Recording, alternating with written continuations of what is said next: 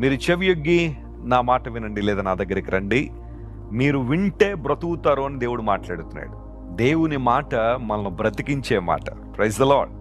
మీలో చాలామంది సాక్ష్యాలు చెప్పగలరు కదా.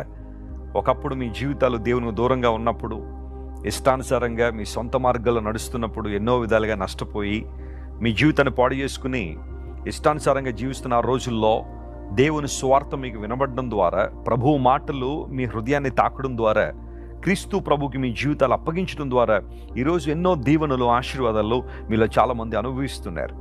వినడం వలన మనం బ్రతుకుతామని లేఖనాలు సెలవిస్తున్నాయి. ఇక్కడ గమనించాల్సిన మాట ఏంటంటే, దేవుడు మనతో మాట్లాడుతూనే ఉన్నాడు. ఆయన మాట్లాడడం ఆపలేదు. ఆనాడు ప్రవక్తల ద్వారా, అపోస్తలుల ద్వారా మాట్లాడిన దేవుడు ఈ కడవరి దినాల్లో తానే స్వయంగా మనతో మాట్లాడుతున్నారు. ఆ స్వరాన్ని మనం వినగలిగితే దేవుని స్వరము మనం బ్రతికించే స్వరము. లాజరు సమాధిలో ఉంచబడ్డాడు కదా. బేతనీలో లాజరు భయంకరమైన రోగం వచ్చి చనిపోయాడు. ఆ తర్వాత యేసు ప్రభు వారికి వర్తమానం అయితే అందింది. 4 రోజుల తర్వాత లాజరు బ్రతికించబడ్డం యోహాను సువార్త 11వ అధ్యాయంలో మనం చూస్తాం.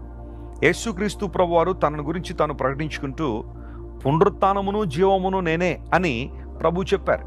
యేసు ప్రభు ఎక్కడుంటే అక్కడే జీవం. ఆయనే పునరుత్థానమై ఉన్నాడు. మరణ బంధకాల చేత బంధించబడిన లాజరును కేవలం ఒక్క మాట ద్వారా యేసు ప్రభు వారు విడుదల చేశారు. అప్పటికే లాజరుకు ప్రేత వస్త్రాలు చుట్టేశారట. జూయిష్ ట్రెడిషన్ ప్రకారం ఎవరైనా చనిపోతే కొన్ని 100 మీటర్ల నారబట్ట చుడతారు. చాలా సన్నని బట్ట వారి చుట్టూ చుడతారు. ఆ తర్వాత ముక్కు కూడా రుమాలు తొడిగేశారు. అలాంటి దుర్భర పరిస్థితుల్లో ఉన్న లాజరు చనిపోయిన 4 రోజులైనప్పటికీ కూడా యేసు ప్రభు వారు ఒక్క మాట, లాజరు బయటికి రా అనగానే ఆ ప్రేత వస్త్రాలతోనే ముక్కు రుమాలు చుట్టుబడే లాజరు బయటకు వచ్చేసాడు. యేసు ప్రభు మాటలో ఉన్న శక్తి ఎంత గొప్పదో తెలుసా? ఓ దైవజనుడు అంటాడు, యేసు ప్రభు ఆ రోజున లాజరు అని పిలిచాడు కాబట్టి లాజరు ఒకడే వచ్చాడు, కానీ బయటికి రా అని ఉంటే ఎంతమంది వచ్చేద్దరు అన్నాడు. అది నిజంగా ఆలోచించాల్సిన విషయమే. ఆయన మాటకి అంత శక్తి లేదా? ఖచ్చితంగా ఉంది. దేవుడు ఒక ఉద్దేశంతో లాజరును బయటికి తీసుకొచ్చారు.